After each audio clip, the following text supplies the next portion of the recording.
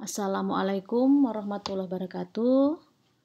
Kita lanjutkan perkuliahan matematika diskrit kali ini dengan topik teori dasar counting.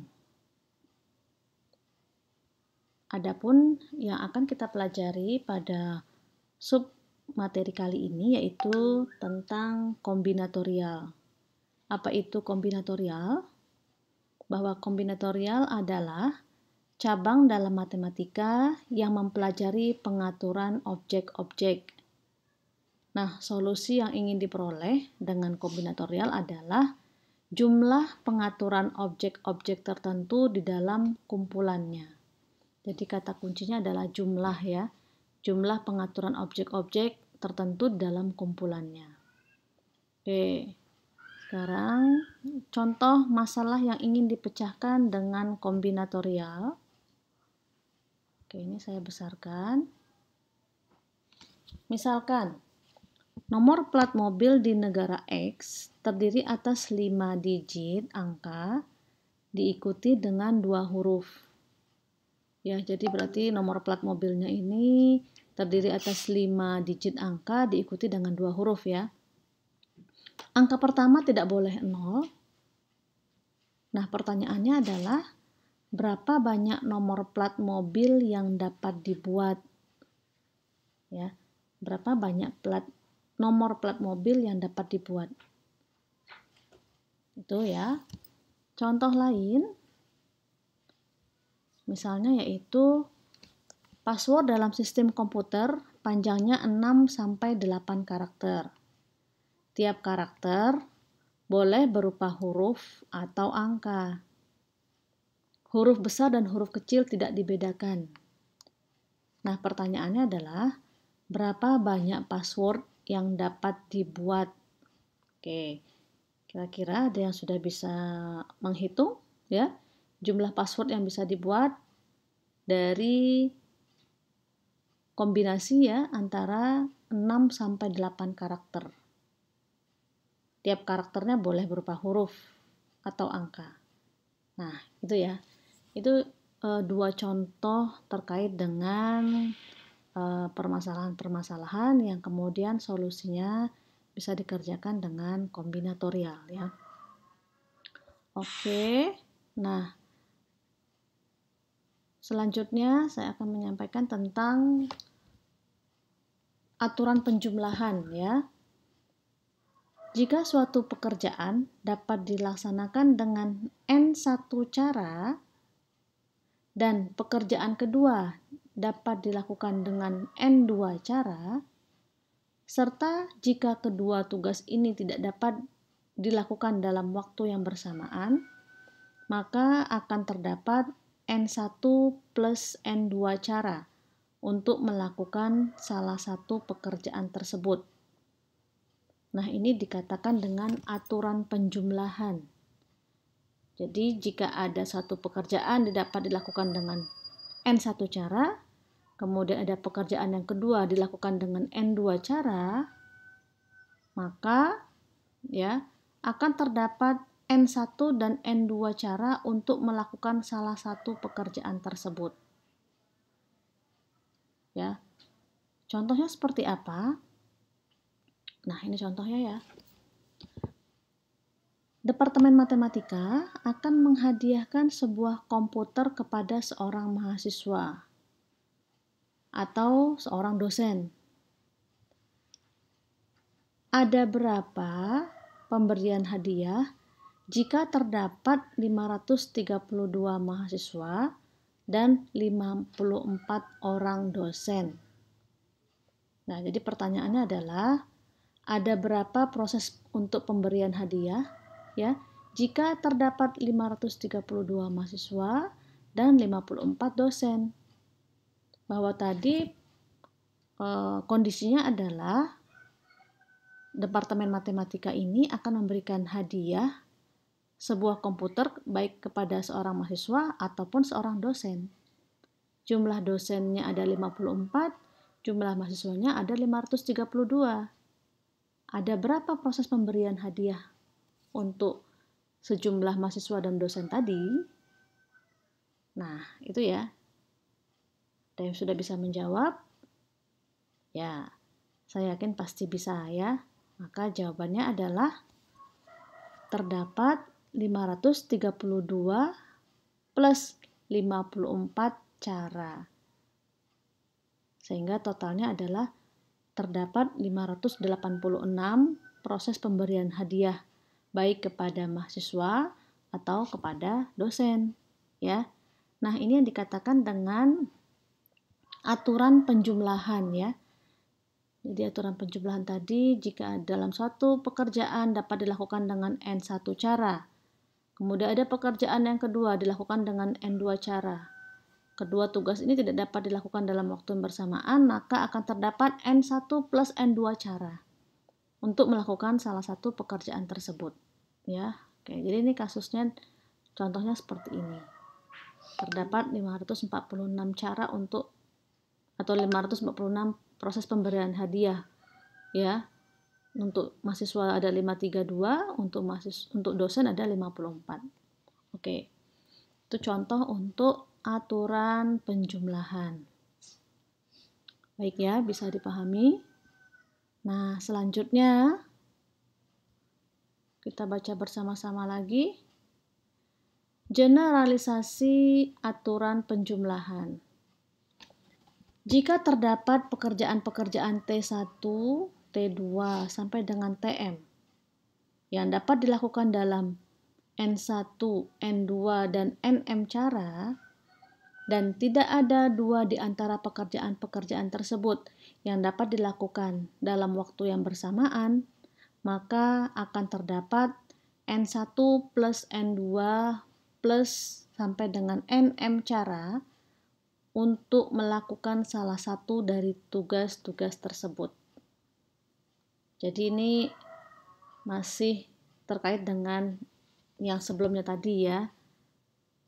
Jika sampai terdapat TM, pekerjaan sebanyak TM dengan NM cara ya.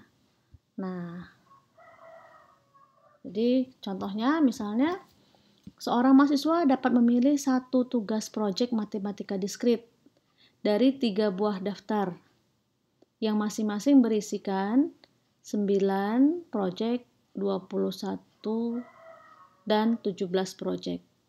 Ada berapa tugas proyek yang dapat dipilih? Ya, jadi ada pilihan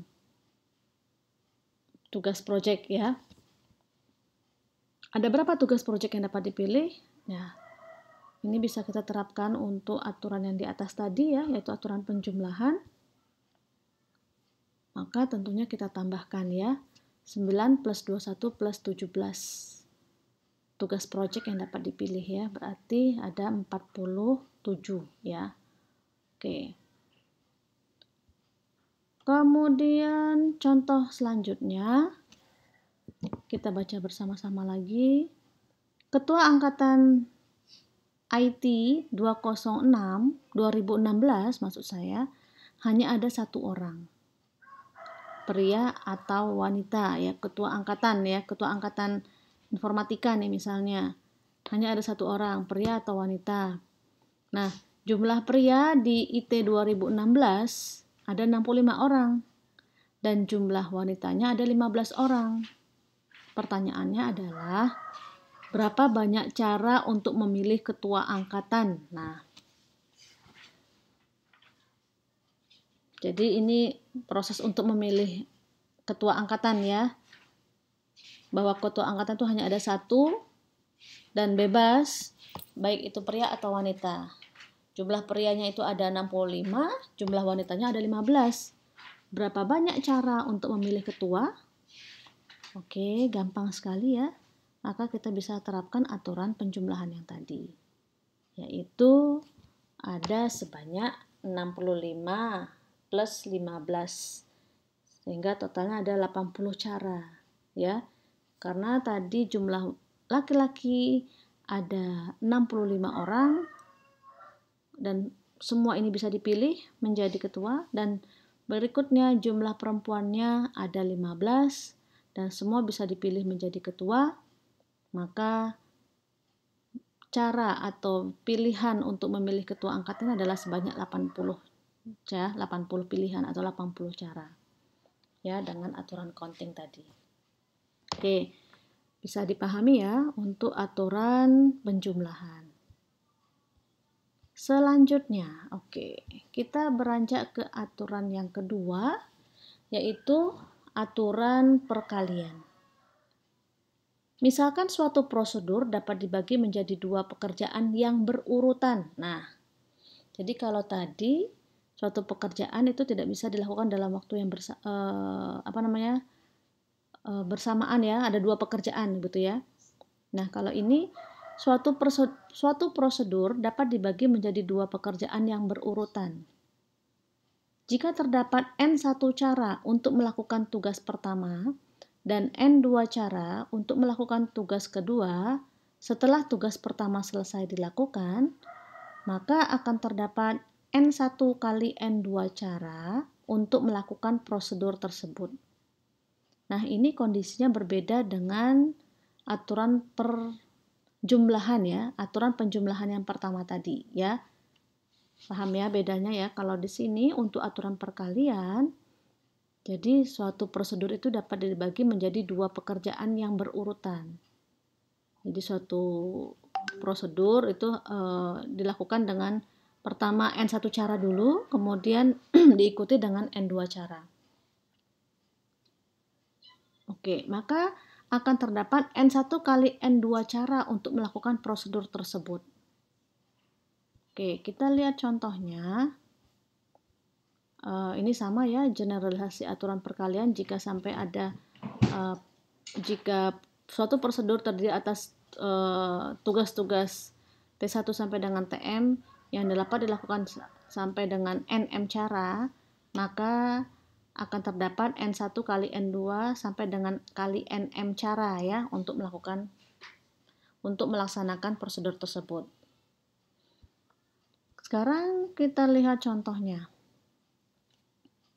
Ya. Berapa banyak plat nomor kendaraan yang berbeda yang memuat tepat satu huruf, 3 digit bilangan desimal, dan 2 huruf. Nah, kita baca lagi ya. Berapa banyak plat nomor kendaraan yang berbeda yang memuat tepat satu huruf, kemudian 3 digit bilangan desimal, dan 2 huruf. Jadi urutannya seperti itu ya. Plat kendaraan ini diawali dengan 1 huruf, diikuti dengan 3 digit bilangan desimal, kemudian diikuti dengan 2 huruf. Nah, pertanyaannya adalah ada berapa banyak plat nomor kendaraan yang berbeda dengan komposisi atau dengan aturan yang tadi ya. Berapa banyak plat nomor yang bisa dibuat gitu ya. Oke. Maka untuk bisa menjawab pertanyaan ini bisa kita terapkan dengan aturan perkalian tadi. Ya, bahwa suatu prosedur, suatu aturan tadi itu bisa dilakukan dengan beberapa cara ya, dengan beberapa cara yang berurutan. Jadi yang pertama bahwa plat tadi diawali dengan 1 huruf, dilanjutkan dengan 3 digit bilangan, kemudian dilanjutkan lagi dengan 2 huruf ya. Maka bagaimana penyelesaiannya? Nah, ini bisa kita terapkan aturan perkalian yang tadi ya, yang di sini. N1 kali N2 cara. Nah, di sini kita lihat ada berapa cara untuk membuat plat nomor tadi. Oke. Langsung kita baca. Nah, pertama kita harus menentukan dulu ya untuk huruf yang pertama ya, untuk karakter yang pertama pada plat nomor tersebut tadi dinyatakan diawali dengan 1 huruf ya. Maka jika 1 huruf, maka ada berapa kemungkinan huruf yang bisa gunakan untuk membuat plat nomor kendaraan tersebut. Nah, kita tahu bahwa huruf itu jumlahnya ada 26. Ya, maka akan terdapat 26 kemungkinan untuk memilih huruf pertama. Oke, paham ya? Jadi ada 26 kemungkinan huruf yang bisa dipakai untuk plat nomor tadi, ya. Oke, yang pertama ada 26, kemudian dilanjutkan dengan 3 digit bilangan desimal ya. Maka 3 digit bilangan desimal itu berarti diawali dengan digit pertama, digit kedua, digit ketiga ya. Nah, kita tahu digit itu jumlahnya ada 10 ya, 0 sampai 9 itu kan jumlahnya 10. Artinya, untuk digit yang pertama itu ada berapa kemungkinan? Nah, tentunya ada 10 ya. Jadi, ada 10 kemungkinan untuk menentukan digit pertama, begitu juga ada 10 kemungkinan untuk digit kedua, begitu juga ada 10 kemungkinan untuk digit ketiga. Nah, ini untuk 3 digitnya ya. Kita lanjutkan untuk 2 huruf terakhir, ya, 2 huruf terakhir juga sama. 2 huruf terakhir berarti ada 26 kemungkinan lagi, ya. 26 kemungkinan lagi untuk huruf yang kedua.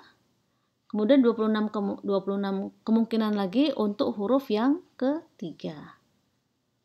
Ya, berarti ada berapa cara ini? Ya, ada untuk satu huruf tadi satu cara, kemudian 3 digit berarti 1 tambah 3 4, 4 tambah 2 huruf terakhir 6 ya.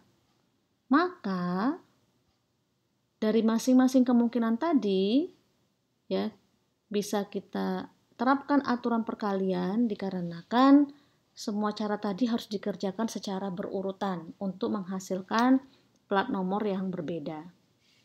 Jadi di sini untuk menjawab pertanyaan berapa jumlah plat nomor yang bisa dibuat adalah kita mulai dari cara yang pertama. Untuk huruf yang pertama ada 26, dikali digit yang pertama ada 10, dikali digit yang kedua ada 10, dikali digit yang ketiga ada 10, dikali 26 kemungkinan untuk huruf yang terakhir ya, dikali 26 lagi untuk huruf yang terakhir. Dan ini adalah perkaliannya. Sehingga ini adalah jumlah plat nomor kendaraan yang bisa dibuat, yang mana nanti masing-masingnya pasti akan berbeda. Tidak percaya dengan jumlah ini? Ya, boleh dicoba ya. Silakan dicoba. Untuk kombinasi yang pertama, misalnya A111 AA. Nah, itu ya kombinasi yang pertama. Kombinasi yang kedua, nah, dan seterusnya ya. Kalau dicoba sampai segini banyaknya. Ya, silakan dicoba. Jika tidak merasa percaya, tentu tidak yakin, boleh dicoba dengan contoh yang lebih kecil ya, yang lebih kecil jumlah karakternya dan kemungkinan hurufnya ya. Oke, jadi di sini kita sudah bisa menerapkan aturan perkalian ya untuk contoh kasus yang ada seperti ini. Baik ya, bisa diterima. Jadi tadi sudah ada 2 materi, aturan penjumlahan dan aturan perkalian.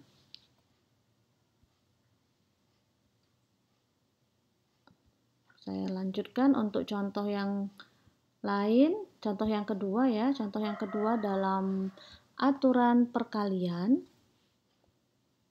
2 orang perwakilan IF 2002 mendatangi Pak Rinaldi untuk protes nilai kuis. Ya, ada 2 orang perwakilan.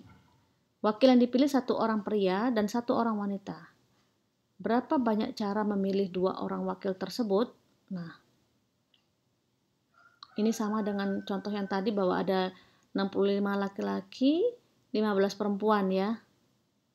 Nah, jadi dari 65 laki-laki dan 15 orang perempuan, maka akan dipilih perwakilan yang mana wakilnya itu adalah 1 pria, 1 wanita.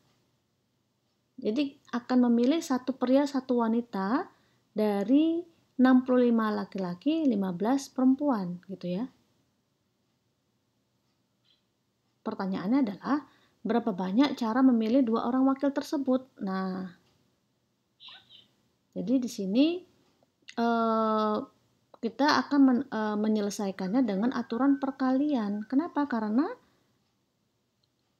untuk mendapatkan wakil tadi itu harus dipilih dengan 2 cara ya, dengan 2 cara, dua prosedur ya, 2 cara.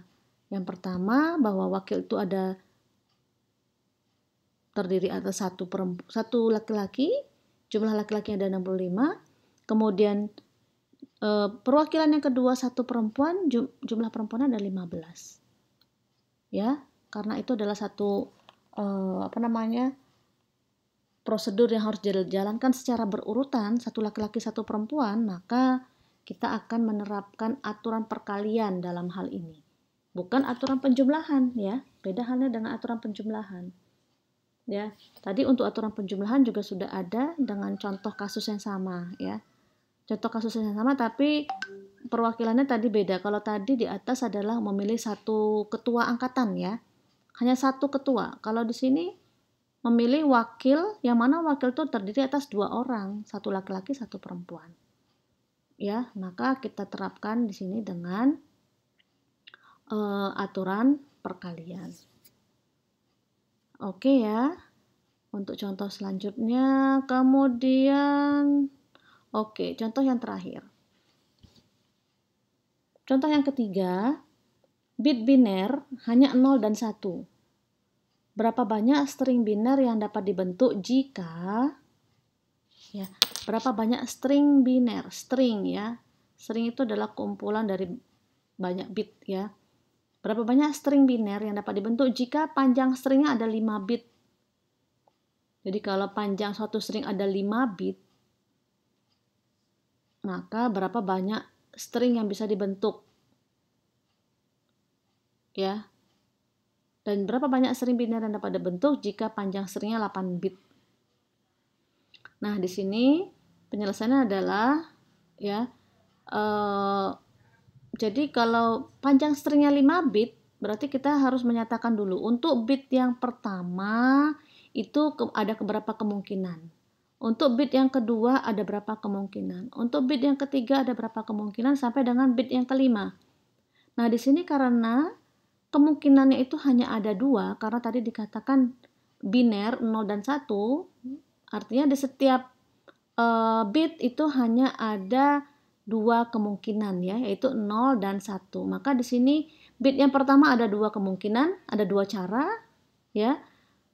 Bit yang kedua ada 2 cara lagi, bit yang ketiga sampai dengan bit yang kelima. Maka tinggal dikalikan. 2 kali 2 kali 2 kali 2 kali 2 ya, atau sama dengan 2 pangkat 5. Sama dengan 32. Jadi nanti jika ingin dibuktikan pasti ada 32 string ya. Jadi ini kalau dikembalikan ke pertanyaannya berarti ada 32 string biner. Ada 32 string biner yang dapat dibentuk dari 0 dan 1 dengan panjang stringnya 5 bit. Nah, itu silakan bisa dicoba ya. Jadi ada 32 string biner yang bisa dibentuk dengan panjang stringnya 5 bit gitu ya. Kalau panjang stringnya 8 bit ya, panjang stringnya 8 bit. Ada berapa kemungkinan string yang bisa dibentuk? Ya tadi 2 kali 2 kali 2 kali 2 sampai dengan 8 ya. Karena bitnya ada 8. Maka bisa langsung disingkat 2 pangkat 8. Ya. Kalau panjang stringnya hanya 2 bit, ya 2 pangkat 2 ya, 2 pangkat 2. 2 pangkat 2 itu 4. Jadi jumlah string biner yang bisa dibentuk dengan panjang 2 bit itu hanya 4 gitu ya. Kalau dilihat nanti bisa 00, 01, 10, 11. Nah, itu yang paling mudah ya untuk membuktikannya. Untuk panjang string biner 2 bit, kita akan menghasilkan 4 string biner ya. 00, 01, 10, 11. Oke, seperti itu ya. Nah, ini adalah contoh-contoh aturan penjumlahan dan aturan perkalian. Baik, cukup dulu untuk materi aturan penjumlahan dan aturan perkalian. Nanti akan kita lanjutkan dengan materi yang lain. Terima kasih. Assalamualaikum warahmatullahi wabarakatuh.